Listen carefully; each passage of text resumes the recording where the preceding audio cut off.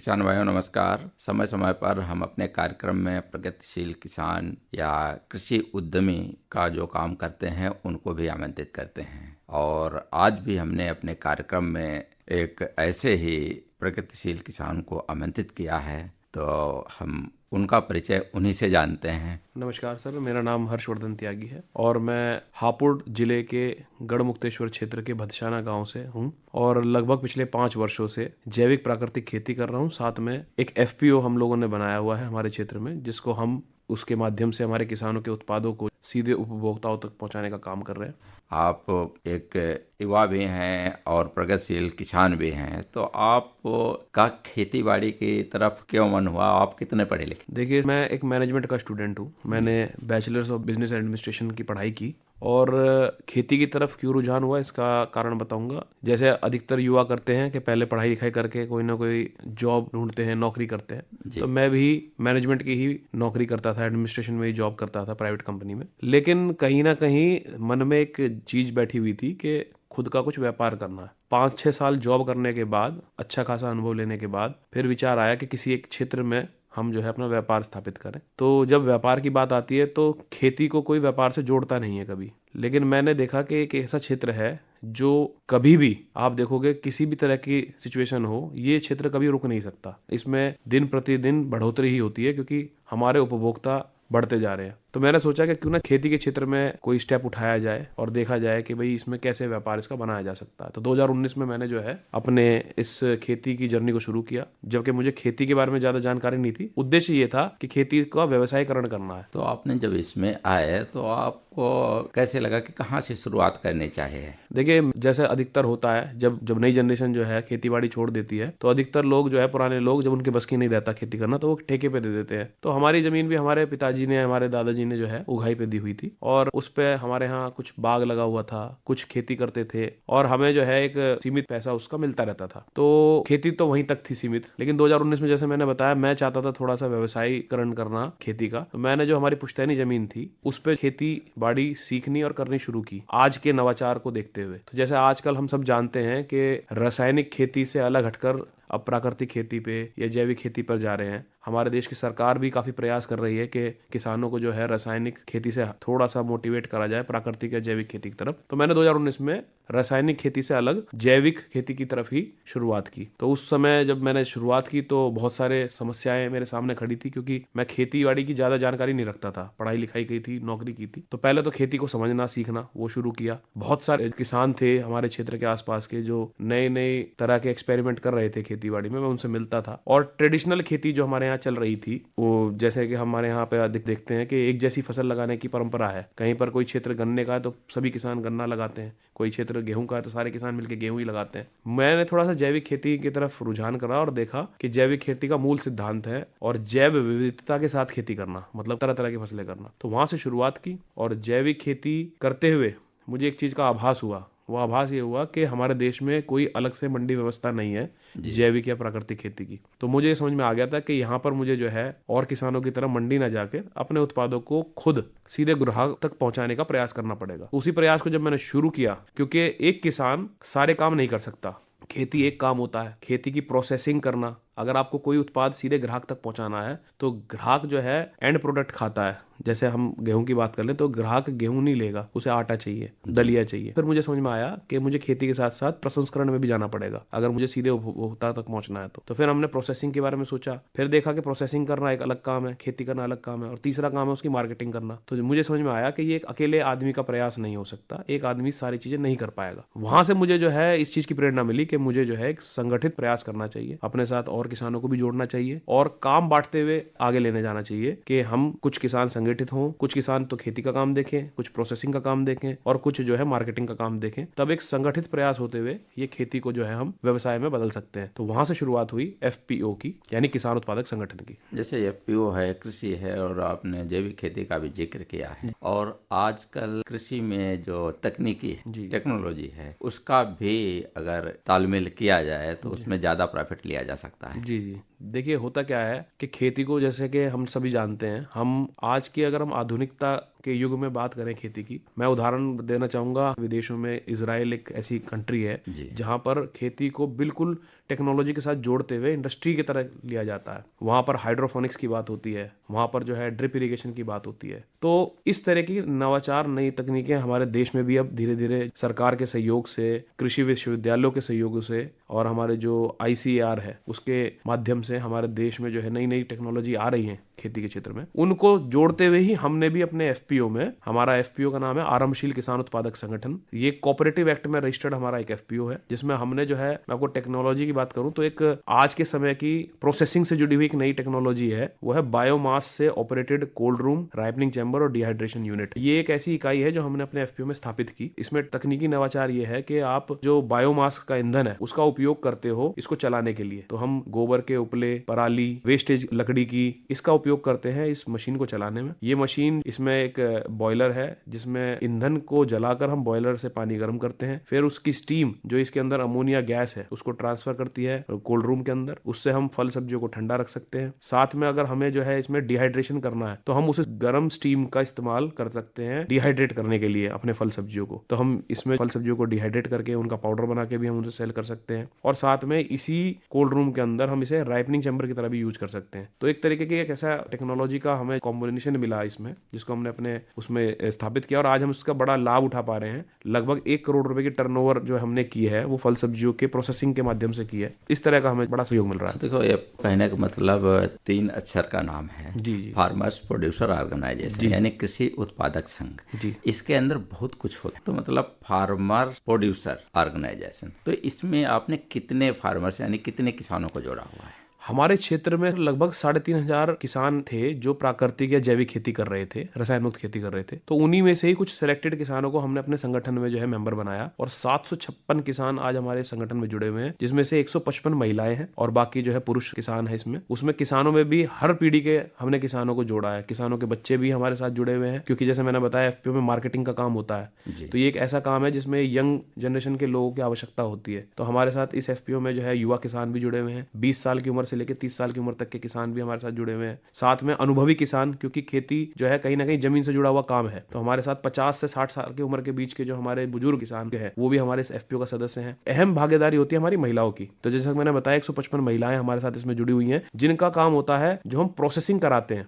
उसमें वो सहयोग करती हैं। जैसे मैंने आपको बताया जो है जैविक और प्राकृतिक उत्पाद हम रखते हैं, तो मैं आपको उदाहरण दूंगा कि महिलाएं कहाँ काम आती हैं। हम अपने यहाँ पे दाल तैयार करते हैं जो कि हाथ की चक्की से तैयार करते हैं। हम आज भी जो हाथ की पुराने समय की हैंड की चक्की होती थी उसमें हम महिलाओं को लगा के उनको जो है दलवाते हैं दाल को, और फिर उसकी पैकेजिंग का काम भी हम महिलाओं के थ्रू ही करते हैं। तो इस तरह के छोटे छोटे काम जिसमें महिलाएं सहयोग कर सकती है उनमें हम महिलाओं की भागीदारी सुनिश्चित करते हैं, और ऐसा करते हुए पिछले 3 वर्षों से हम इस FPO को चला रहे हैं, जिसमें मैंने बताया कि युवा भी है, महिलाएं भी हैं और बुजुर्ग भी है। तो आज की तिथि में लगभग आप कितने प्रोडक्ट और कौन कौन से प्रोडक्ट बना रहे हैं जिनकी बाजार में मांग भी है और जिनको आप सप्लाई करते हैं? बिल्कुल सर, मैं बताऊंगा। हमारा जो क्षेत्र है गढ़मुक्तेश्वर का, उसमें बागवानी भी होती है, उसमें जो है गेहूं की खेती भी होती है, सरसों खेती भी होती है, धान भी होता है। हमारे यहाँ गढ़ के क्षेत्र में बहुत अच्छा धान का काम होता है। साथ में जो है सब्जियों की खेती भी होती है। तो एक ऐसा बायोडाइवर्सिफाइड एरिया है हमारा, गंगा के आसपास का रीजन जो है, हमारे यहाँ पे हर तरह की खेती हो रही है। तो हमारे जो प्रोडक्ट है, जो मैं आपको बताऊं, अधिकतर प्रोडक्ट तो हम डायरेक्ट कंपनियों को ही हम सेल करा देते हैं अपने किसानों का। तो उसमें जैसे बासमती धान होता है, गेहूं होता है, उसके अलावा हमारे यहाँ सरसों की खेती होती है, तो सरसों हम डायरेक्ट सेल करते हैं। साथ में जो है आम की बागवानी का क्षेत्र है, तो आम हम बिग बास्केट जैसी कंपनियों को हम सेल करते हैं। हमारे साथ कुछ कंपनियां और भी जुड़ी हुई हैं जो निजी तौर पर हमारे किसानों का सामान खरीदती हैं। अपने ब्रांडिंग से हम जो FPO की जो ब्रांडिंग है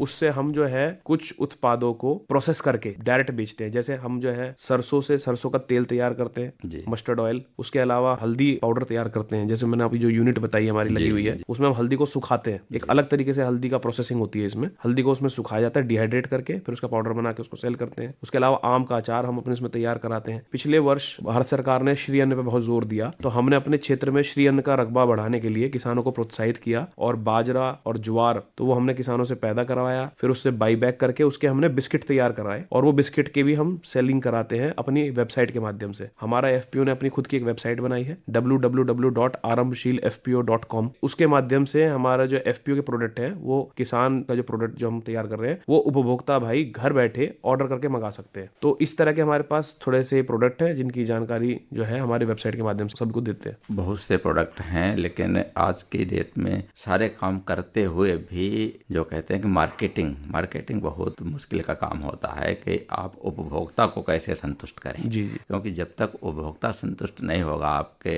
उत्पाद से, तब तक वो नहीं खरीदेगा। तो उसके लिए आप क्या करें? इसके लिए हमने 3 प्रयास किए। अगर हमारे जो किसान भाई सुन रहे हैं वो भी जो एफपीओ बना रहे हैं, उनमें भी उनको ये करने चाहिए, इसमें सहायता मिलेगी। मैं बताना चाहूंगा, हमने सबसे पहला प्रयास ये किया कि हमारा जो क्षेत्र है वो दिल्ली एनसीआर से बहुत ज्यादा दूर नहीं है। तो पूरे देश में ऐसा नहीं है कि जो दिल्ली एनसीआर की मार्केट जो हमारे यहाँ पर है, इस तरह की मार्केट आपको हर मेट्रो क्षेत्र में, हर छोटे बड़े शहरों में आपको मिल जाएगी। उनको अपने नजदीक के जितने भी जो शहर होते हैं वहां पर तरह तरह की प्रदर्शनियों के अवसर मिलते हैं। हमने जैसे जब शुरुआत की तो दिल्ली एनसीआर में बहुत सारी सोसाइटीज होती थी, तो हम सोसाइटीज के आरडब्ल्यूए के माध्यम से उनसे संपर्क करते थे और उनको ये बताते थे कि हम किस तरह से किसानों के साथ जुड़े के काम कर रहे हैं। और हम उनसे अनुरोध करते थे कि वो हमें महीने में 1 दिन का समय दे दे, जिस दिन हम उनके सोसाइटी के अंदर एक छोटा सा अपना स्टॉल लगा सकें। तो वहां पर हम अपना एक छोटा सा स्टॉल लगाते थे, जिससे हमारे प्रोडक्टों को लोग देखते थे और संपर्क में आते थे उनके, और फिर उनके बाद वो उसको टेस्टिंग करते थे, खरीदते थे। तो पहले शुरू में कम लोग जुड़ते थे,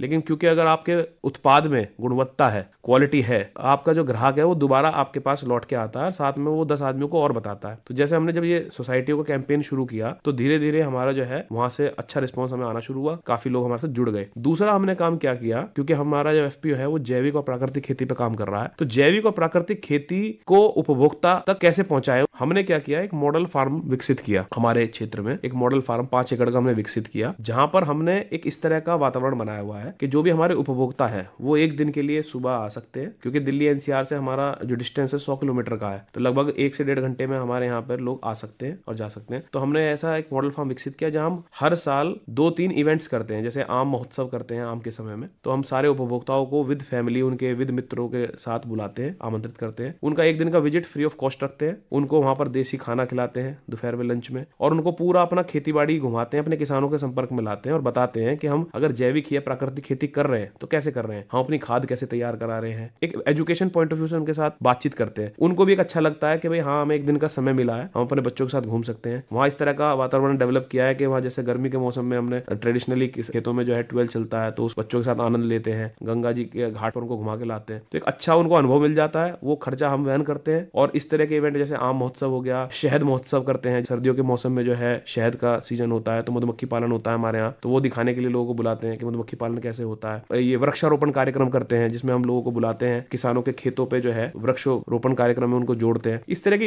एक्टिविटी जब हमने की, शुरुआत की, तो वो करते हुए धीरे धीरे उपभोक्ता जुड़ते गए। और सीधा सा नियम है मार्केटिंग का, अगर आपने एक उपभोक्ता को पकड़ा है और उसको अगर आपने उचित गुणवत्ता का प्रोडक्ट दिया है, तो वो 10 लोगों को आपके साथ खुद जोड़ देता है, मार्केटिंग आपकी खुद करके। तो आज मैं आपको बताते हुए मुझे बड़ी प्रसन्नता होती है कि 400 से अधिक दिल्ली एनसीआर के परिवार हमारे साथ जुड़े हुए हैं, जो अपनी घर की रोजमर्रा के खाने पीने की चीजें जो हैं, जो भी हमारे क्षेत्र में उपलब्ध होती है, वो हमसे खरीदते हैं। तो इस तरह के छोटे छोटे प्रयास हमने किए और धीरे धीरे बढ़ रहे हैं। जी बिल्कुल।